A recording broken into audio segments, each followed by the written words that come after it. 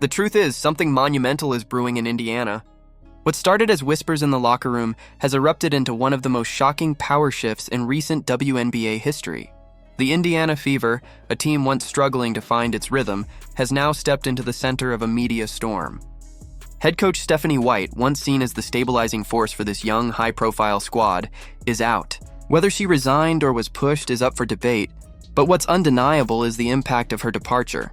And the name being whispered to replace her is sending shockwaves through women's basketball: Cheryl Miller.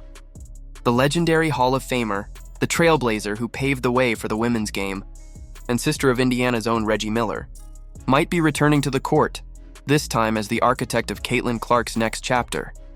The shift didn't happen in one explosive moment, but through a slow unraveling. For months, tension simmered between Stephanie White and her star player Caitlin Clark. What began as creative differences quietly evolved into a philosophical clash.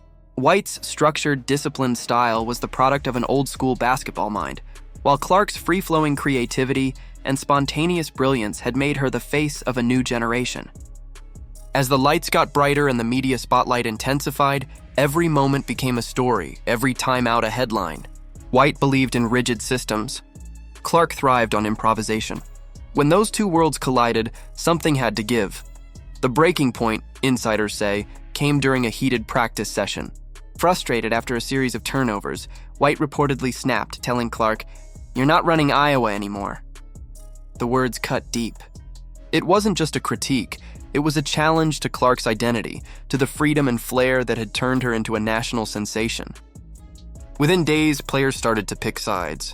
Some backed their coach's authority. Others quietly aligned with the star who was filling arenas and rewriting the WNBA's cultural relevance. The atmosphere grew tense, fragmented. The Fever, a team built on unity and rebirth, had become a house divided. Meanwhile, behind closed doors, owner Steve Simon was losing patience. This wasn't the vision he'd poured years into creating. When Caitlin Clark arrived, the Fever weren't just supposed to win games. They were supposed to redefine women's basketball. Merchandising was booming, ticket sales were through the roof, and TV ratings were skyrocketing. But all of that momentum risked being overshadowed by internal strife. The problem wasn't just basketball. It was brand management, power dynamics, and the future of the franchise itself. Simon wanted dominance, not drama. In a league that thrives on personality-driven storylines, he knew which side the public was on. Clark wasn't just his player. She was the product, the phenomenon, the spark that could turn the Fever into a dynasty. Stephanie White's exit was inevitable.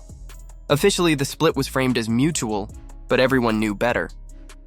Her authority had eroded beyond repair. Before she walked away, she reportedly addressed the team one last time, urging them to believe in themselves and keep fighting for each other. But the sadness in that moment was undeniable. The coach who helped steady the ship was being replaced by someone whose very presence could rewrite the franchise's identity overnight. And that someone was Cheryl Miller, a legend whose name still commands respect in every corner of the basketball world. When reports of Miller's potential return surfaced, social media went into overdrive. Fans didn't just react, they celebrated. This wasn't just another coaching change. This was history being rewritten. Cheryl Miller, the woman whose dominance in college and international basketball redefined what was possible for women athletes, was about to take the reins of the most watched team in the league. The symbolism was almost poetic. Indiana, a state synonymous with basketball royalty, might now have both Millers, Reggie, and Cheryl leading its men's and women's franchises into a new golden age. Insiders say the move was no coincidence. Steve Simon reportedly reached out to Cheryl personally, making his case for why she was the only one who could steer this team forward. He didn't want a coach, he wanted a culture builder. And Cheryl, never one to back down from a challenge, made her stance clear. She wouldn't be there to babysit a superstar. She'd be there to build a champion. That fierce mindset, that unfiltered confidence, instantly became a rallying cry among fans. It was vintage Cheryl, tough, passionate, and unrelentingly driven. For Caitlin Clark, the development couldn't have been more meaningful.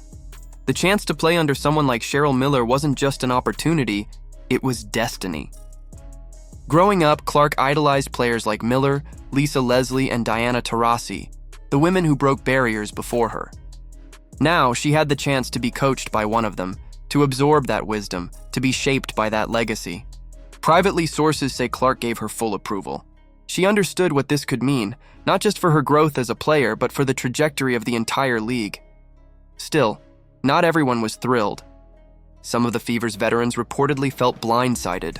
They had come to respect White's steady hand and worried that this transition might be less about basketball and more about appeasing the team's superstar. To them, it felt like the balance of power had shifted completely in Clark's favor. One anonymous player even said it felt like Caitlin runs this team now. The sentiment reflected a hard truth about modern sports. When one player's influence becomes larger than the game itself, the dynamics of leadership change forever. But Cheryl Miller isn't the type to bend to anyone's ego. Her coaching style is known for its intensity and fairness. She pushes everyone equally, from rookies to stars. Those who've played under her describe the experience as demanding but transformative. She believes in accountability, communication, and grit. And that's exactly what the Fever need right now.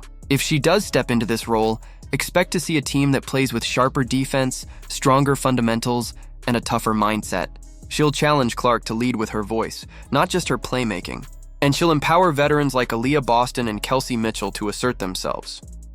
What makes this story truly captivating is how it intertwines three legacies at once. Stephanie White's legacy as the coach who rebuilt the foundation, Cheryl Miller's as the icon returning to finish what she started, and Caitlin Clark's as the rising phenomenon poised to define a generation. If this partnership works, it could redefine women's basketball forever. If it doesn't, it'll go down as one of the most fascinating experiments in sports history. Either way, the spotlight is on Indiana now.